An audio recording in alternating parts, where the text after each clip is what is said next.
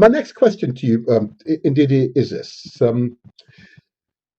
I've seen it recorded both on your website and in the press that Nina says that Nigeria is in a constitutional logjam. Can you explain what you mean by it's in a constitutional logjam?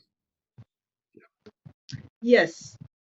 Okay. By now, there's a consensus throughout the country, more or less. It's only Peter Obi who's the only one who's saying that there's nothing wrong with the Constitution. But every other person knows that there's something wrong with the Constitution that is a forgery. And Tony Obi is the leader of the Labour Party. Yes, Peter Obi. Yeah, only Peter Obi is the only one still saying that there's no problem with it. There's even a video of him saying all that, But so, because the Constitution is a forgery, it means that we have no Constitution. So if I have money that is counterfeit, £20 note that's counterfeit, and that's all the money I have in the world, it means I've got zero money. I've got no money. But Ninas doesn't want anarchy. And now we've had some different meetings. There's a group of people called the Patriots. These are like eminent leaders. Okay. Leaders of thought. Yes. Then we've got the Nigerian Christian Elders Forum. Yes. They've all agreed that you cannot amend the 1999 Constitution because you can't amend the forgery to make it legitimate. So what they've said is that we need a new Constitution. But that's a problem in itself. It's not a new Constitution we need. We need a new constitutional arrangement. Okay. So it's not a matter of just writing a constitution, because as a federation is the only way we can exist. And okay, Mark is back. A federation is the only way we can exist. And at the moment, they're saying that the federating units, we've got 36 of them. Each federating unit is supposed to have its own constitution. So it's not about one constitution. If we're having 36 states, we need 37 constitutions. One for each state and one that marries us, unites us. So it's not about doing one constitution, because how about the constitutions of the federating units? So we have to renegotiate everything. Okay. And it's not states. In America's a colony, and the white people did what they did. They've got all the technology, and so they scammed the owners of the land. Yep. We are still alive, and we've not yet been scammed like Native Americans have. So here it is not the states who have got constituent powers. It is the ethnic nations. Yes. Yes. So, for instance, I'm from Igbo ethnic nation, but most of my family are across the river in other states. Yes. So we're supposed to come as Igbo nation to discuss what it is we want. And Ijaw are also split into different states. About 3 states, I think, Ijaw are in. Yes. They're in Bayelsa, they're in Delta, they're in one of the Yoruba states, Ogun or whatever. So you see, so it is a constitutional arrangement that needs changing. So why is it that we are at a logjam? This is a union that's a hoax union, because the document that makes the union is a forgery. So it's a fake. It's make me believe. So it means that in actual fact we have no union. Then, when you have no union, and that same constitution creates the position of president, governor, senators, all these things. But the thing that creates it is a forgery. Yes. So where are the powers that they're using? Right. Where is everything? Okay. You can't amend the 1999 constitution because you can't amend the forgery, and many Nigerians have agreed to it. So that's the constitutional crisis. I understand. We're in a lockdown. We can't go forward. We can't go backwards. Okay. So the only way to sort it out is to go to transitioning. That's the power of transitioning. Transitioning means it's like a bridge. Mm-hmm. And during transitioning, you say, okay, the government remains there. Yes. Even though it's an interregnum, even though it's an imposed interregnum, we don't want anarchy in this because it's going to spread to Ghana, everywhere in West Africa, Cameroon. Yes. We don't want that. Mhm. So we say we go to transitioning. The government remains where in position, you know, the governors, everybody. But when you're in transitioning and they form a transitional government, you have lesser powers. Mhm. And also during transitioning, two things happen. You've got that transitional government, but alongside, you have a sovereign conference. Mhm. It is that sovereign conference. For South Africa, they called it CODESA. CODESA. When Frederick Yes. de Klerk was the transitional government, you had CODESA that had Oliver Tambo, Nelson Mandela. Yes. So we would also have a sovereign conference alongside that would organize referendums and do the negotiations. Right. That is the way to sort this out. Thank If you. we don't sort it out, Yeah. then everybody can go their own way and there's going to be chaos. Thank you, So that's Ndidi. why we're Thank in you. a constitutional crisis, because we've got no constitution to keep this union. Where are people getting the powers? Where's the union? You understand? It's a very serious thing. Let me bring So in I yield Mark the now. mic. Mark is back. Yes, Thank you. Mark. Now, hopefully, Mark, your image looks much refined. Good morning to you. Can you hear us all right? Yeah, good morning. Good. I was disconnected. Okay. Well, you're here now. It's good. It's good. I'm just conscious of time, but I do want you just to introduce yourself to the audience. Okay, just to give your name, the organisation, and the role you play in the organisation, just so my audience can be familiar with you. Then I'll begin the interview with yourself. Go ahead. Please introduce yourself. My name is Mark Olise. I am part of the Secretariat Public Communication, Public and Strategic Communications, department in the Secretariat of the Nigerian Indigenous Nationalities Alliance for Self-Determination. I am from the Midwestern part of the country, because that was what we were before the military toppled the Constitution of the people. The Independence Constitution of Nigeria was done away with in 1963 to give birth to a Republican Constitution to seal up the independence status of Nigeria as a federal republic. But the military in 1966 toppled that Republican Constitution and imposed, its own rule and will, and imposed itself as a sovereign. Yes. When we, the people, were declared the sovereign with as a sovereign with the 1963 Constitution, and prior to the toppling of that Constitution, we got the Midwestern region as part of negotiations and the national dialogue that led to the 1963 Constitution. Yes. So you can see how far Nigeria has gone from its original basis, decided by the people. Right. And that is the basis upon which all the agitations in the country, are embedded. Whether it is in the north, whether it is the Hausas trying to, counter the colonizing effect of the Fulanis, or whether it is the Middle Belt people today who are being slaughtered in the name of open grazing, and people seeking freedom of movement for cattle. Instead of domesticating them in one place and in their ranches. Meanwhile, that we have discovered that is a cover up for an attempt to colonize the country crudely, claiming to create cattle colonies across the country. Yes.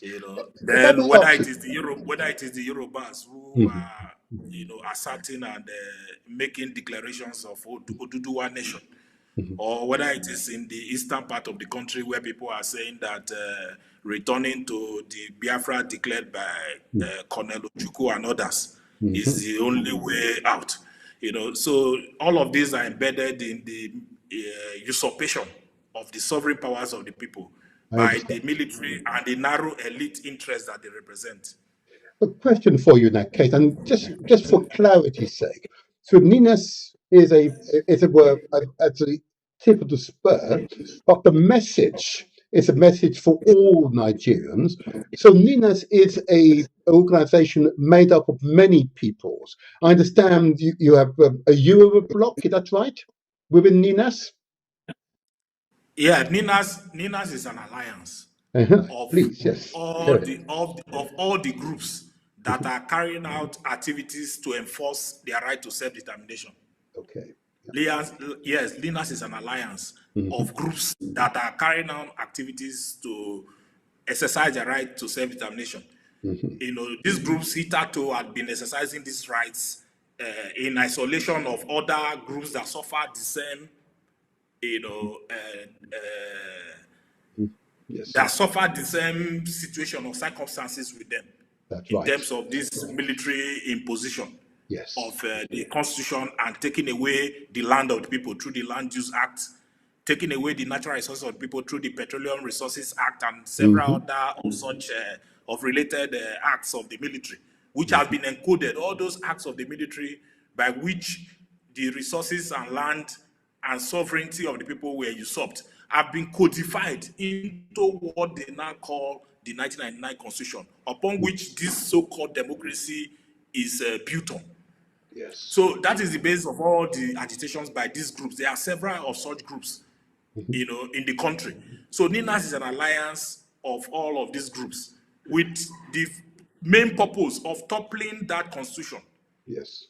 Toppling that constitution and forcing a national conversation that will lead to new, you know, a new constitutional order, a transitioning process that will bet a transitioning process that will lead to a new constitutional order that will be built based on the people exercising their sovereign powers.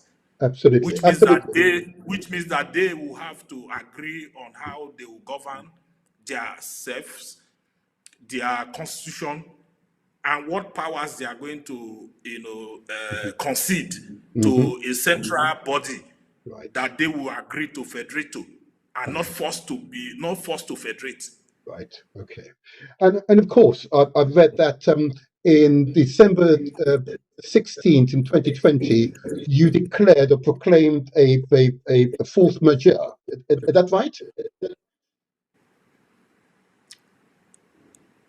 That is notice of constitutional grievances. Yes. We proclaimed and gave a notice of the constitutional grievances and made demands on the political establishment of the country for a peaceful transitioning. Okay. Can I now just take you? I'm just conscious of time, so I'm just go forward.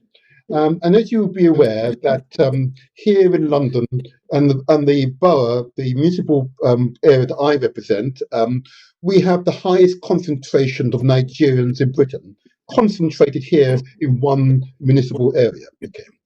And of course, therefore, I come in contact with family members, and their needs are basic and straightforward basics. Okay.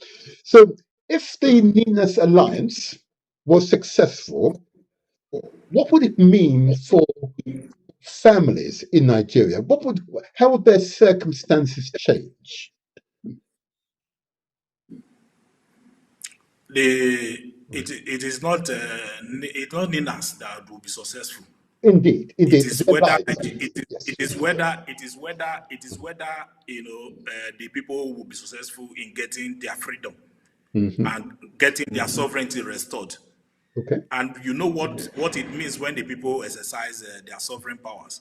You can see everywhere in the world where people have their sovereign power, bestowed or rested on them. They build inclusive institutions. Okay. Like inclusive political institutions and inclusive political processes to also guarantee inclusive economic processes and inclusive economic institutions.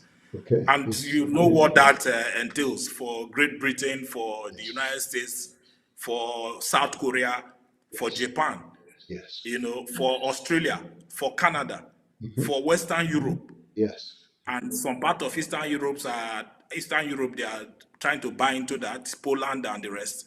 Inclusive society guarantees, that you actually key effectively into the Industrial Revolution and Good. open up productivity and Good. production, Yes. instead of having an extractive political process and political institutions, that will constrict the economic space, extract from the lot of the people to benefit only a few. Like you see, like I talked about the Land Use Act, where the government, through their imposed 1999 Constitution, took over all the lands of the country. Do you know that all the lands of Nigeria, all the land in Nigeria belongs to the federal and state government of Nigeria? Wow. Based on that Constitution. Yes. And all the minerals rest with them. So the mineral, your ancestral land does not belong to you. Your ancestral land doesn't belong to you. You are under what they call tenancy. They will give you certificate of occupancy. That's the highest you have on your land, your ancestral land, our own land that we inherited from our ancestors. Amazing, amazing, amazing. So these are the things that will be restored back to the people.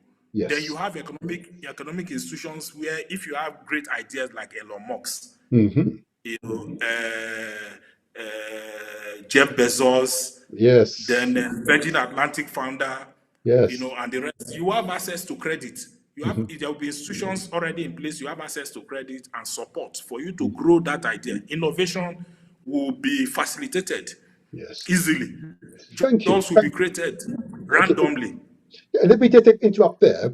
So, what it mean? This is what I received. Messages I received from Nigerians here in London. Would it mean that there'll be less corruption in the country if we have the new constitutional arrangement? Tell us why. Tell us why.